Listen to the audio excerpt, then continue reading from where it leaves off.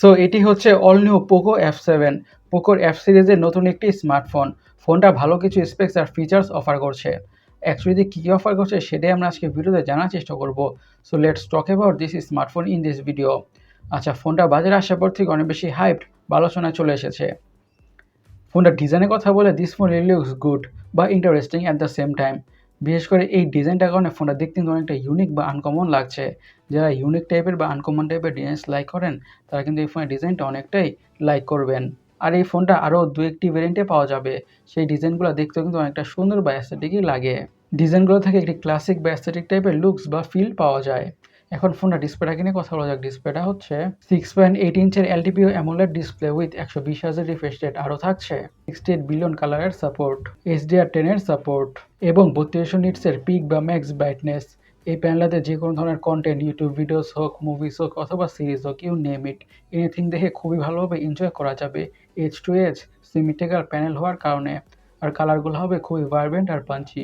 যে কোনো ধরনের কন্টেন্টই দেখতে অনেকটাই সুন্দর লাগবে। আর 120 Hz রিফ্রেশ রেট হওয়ার কারণে স্ক্রোলিং করে, ব্রাউজিং করে বা গেমিং করে যে কোনো ধরনের টাস্কে পারফর্ম করে অনেক বেশি স্মুথনেসের ফিল তো পাওয়া যাবেই।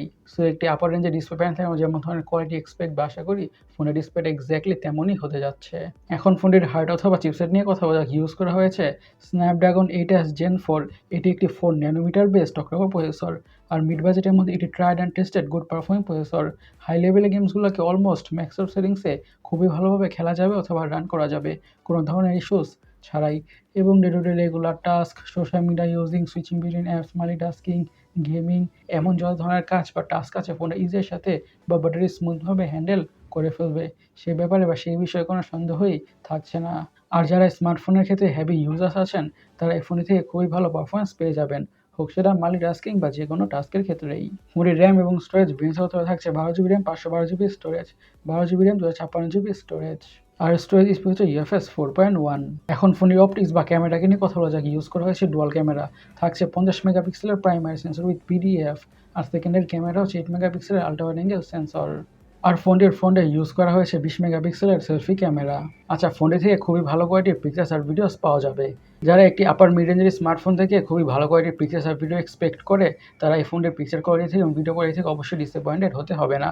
ফোনটি দেওয়া থাকছে ডুয়াল স্টুডিও স্পিকার্স। স্পিকারের কথা বলে ইউজ করা হয়েছে আনাটিস অপটিক্যাল ফিঙ্গারপ্রিন্ট সেন্সর। এখন ফোনটির ব্যাটারিটাকে নিয়ে কথা বলা যাক। পুরো ফোনটাকে পাওয়ার করছে হিউজ বা জায়েন্ট 7550 mAh ব্যাটারি উইথ 90 ওয়াটের ফাস্ট চার্জিংয়ের সাপোর্ট। এই 7550 mAh ব্যাটারি থেকে ফোনটাকে মিডিয়াম ভাবে ইউজ করলে খুব ইজিলি 3 থেকে 4 দিনের ব্যাটারি তো পাওয়া যাবেই। আর সাথে থাকছে 90 ওয়াটের ফাস্ট চার্জিংয়ের সাপোর্ট।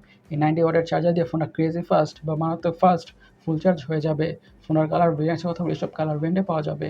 গাইস, আপনাদের কাছে স্মার্টফোনটা কেমন লেগেছে অবশ্যই কমেন্ট সেকশনে কমেন্ট করে জানাবেন। আর আমাদের আজকের ভিডিওটি এই পর্যন্তই। আমি সৈকত, সাইনিং আউট।